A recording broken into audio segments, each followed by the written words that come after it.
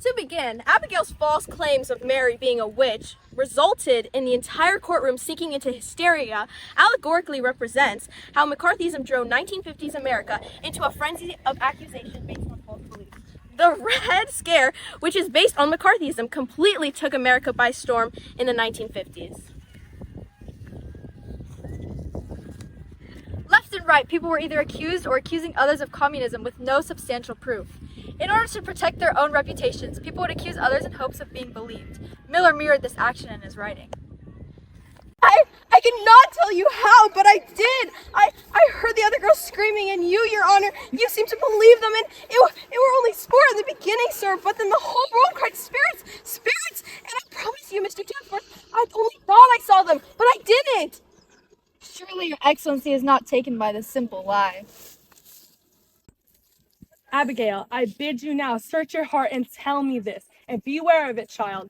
To God every soul is precious, and his vengeance is terrible on them that take life without cause.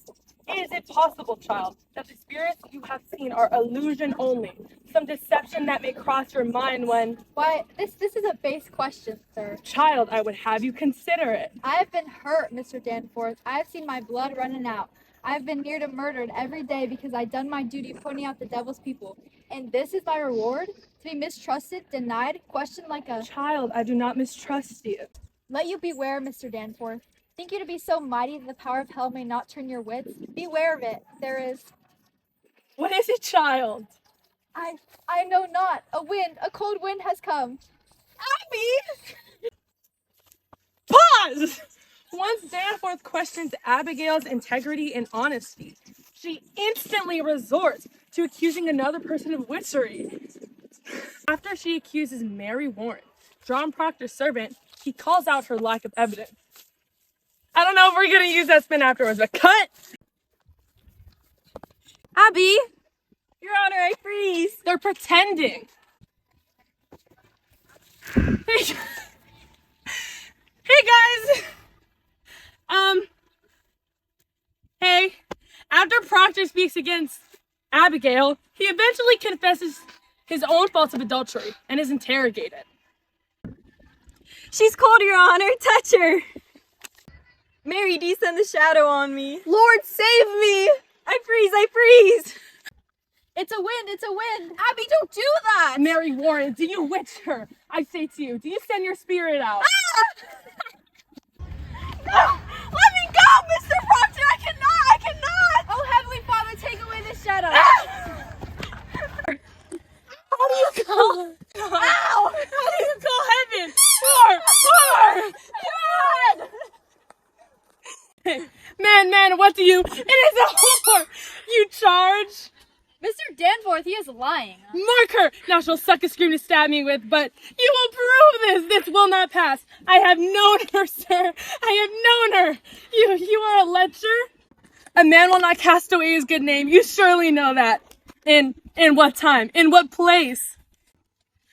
In proper place. Some 8 months past, she used to serve me in my house, sir. My wife, my dear good wife, took this girl soon after, sir, and put her out on the high road, and being what she is, a lump of vanity, sir. She thinks to dance with me on my wife's grave. And well she might, for I thought of her softly. God help me, I lusted, and there is a promise in such swear. But it is a whore's vengeance that you must see it. I set myself entirely in your hands. I know you must see it now. Deny every scrap and tittle of this? If I must answer that, I will leave and I will not come back again.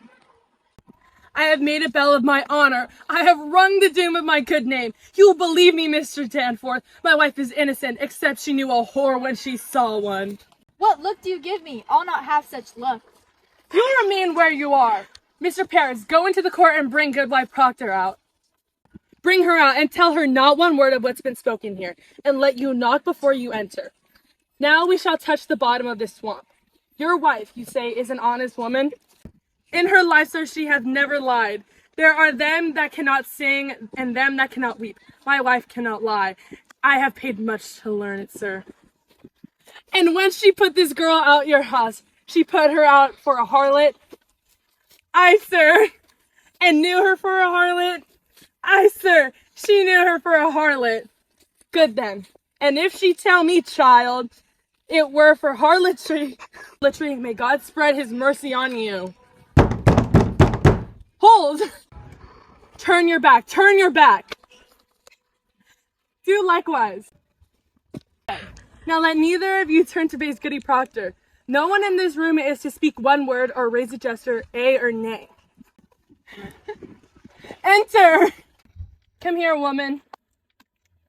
Look at me only, not at your husband, in my eyes only. Good sir. We are given to understand that at one time you dismissed your servant, Abigail Williams. That is true, sir. For what cause did you dismiss her? You will look in my eyes only and not at your husband. The answer is in your memory, and you need no help to give it to me. Why did you dismiss Abigail Williams? She dissatisfied me and my husband. In what way dissatisfied you? She were... Woman, look at me! Were she slovenly, lazy? What disturbance did she cause? Your Honor, in that time I were sick, and my husband is a good and righteous man. He has never drunk as some are, nor wasted his time at shovel boards, but always his work. And in my sickness, you see, I was a long time sick after my last baby, and I thought I saw my husband, someone turning from me, and this girl! Look at me!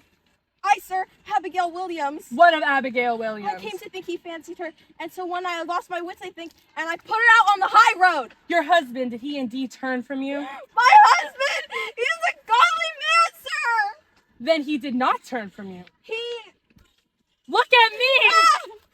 To your own knowledge, has John Proctor ever committed the crime of lechery?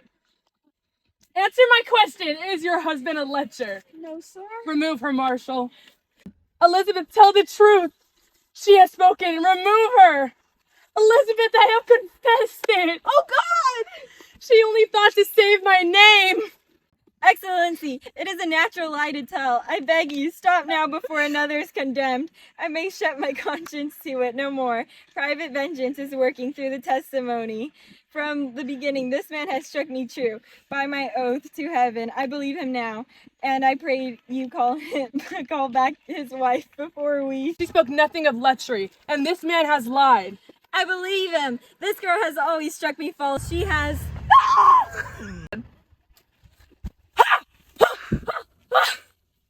The Red Scare was a snowball of accusations and imprisonment.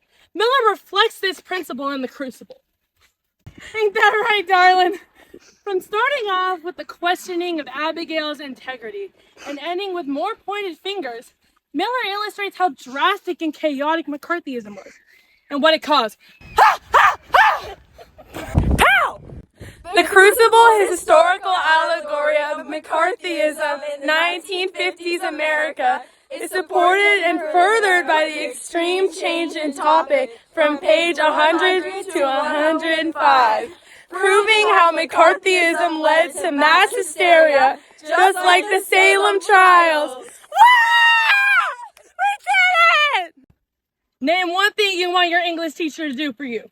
I want to say, give me 15 points. Yes! 15 points!